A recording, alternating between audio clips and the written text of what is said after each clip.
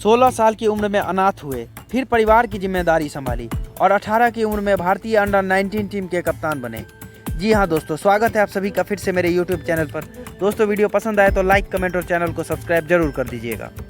दोस्तों आज मैं आपके सामने एक क्रिकेटर की संघर्ष भरी कहानी लेके आया हूँ। मैं बात कर रहा हूँ मोहम्मद अमान के बारे में, जिनको भारतीय अंडर 19 टीम का कप्तान बनाया गया है। मोहम्मद अमान ने द इंडियन एक्सप्रेस को इंटरव्यू देते हुए उन दिनों को याद किया जब वो भूखे पेट सोते थे, क्रिकेट दौरे के दौरान मिलने वाले दैनिक भत्ते से अपने परिवार का भरण पोषण करते थे। 16 साल की उम्र में मोहम्मद अमान अनाथ हो गए थे। उन पर 3 छोटे भाई बहनों की जिम्मेदारी आ गई थी। उनकी मां साहिबा का 2020 में कोविड-19 महामारी के दौरान मौत हो गई थी। उनके पिता मेहताब एक ट्रक ड्राइवर थे।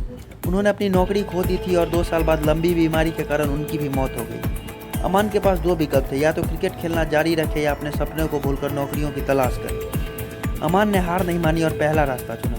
18 साल की उम्र में उन्हें इसका फल मिला। उनको भारतीय अंडर 19 क्रिकेट टीम का कप्तान बनाया गया, जो अभी ऑस्ट्रेलिया के साथ सीरीज खेल रही है। टीम में पूर्व भारतीय कप्तान और वर्ल्ड कप विजेता कोच राहुल द्रविड़ के बेटे समित द्रविड़ भी शामिल हैं। पिछले कुछ वर्षों को याद करते हुए उत्तर प्रदेश के सहारनपुर निवासी अमन को यकीन नहीं होता कि उन्होंने उन काले दिनों को गुजार दिए। अमान ने द इंडियन एक्सप्रेस से कहा, जब मैंने अपने पिता को खोया तो ऐसा लगा जैसे मैं एक ही दिन में अचानक बड़ा हो गया। मैं परिवार का मुखिया बन गया था। मुझे अपनी छोटी बहन और 2 भाइयों की देखभाल करनी थी। मैंने खुद से कहा कि मुझे क्रिकेट छोड़ देना चाहिए और मैंने सहारनपुर में नौकरी भी तलाशी, लेकिन कोई फ़ायदा नहीं हुआ। हालांकि कुछ लोग चाहते थे कि मैं अपना खेल जारी रखूं और मदद करने को भी तैयार। अपने करियर के अब तक के सबसे बड़े दिन अमन को उन कठिनाई वाले दिन याद आ गए जिसकी वजह से वह एक मजबूत व्यक्ति और शानदार खिलाड़ी बन गए। इंटरव्यू के दौरान अमन बोलते बोलते रुके और कहा, क्या आप कभी भूखे सोए हैं? मैं सोया हूँ। भूख से बड़ा कुछ नहीं है।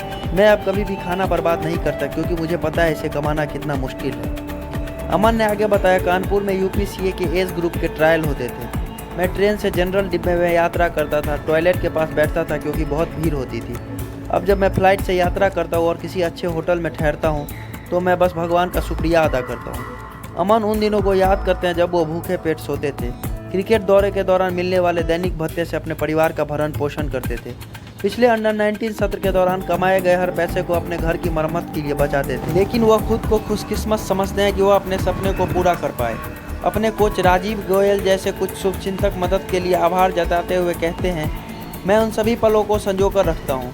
मैं यह नहीं बता सकता कि वह समय कितना कठिन था।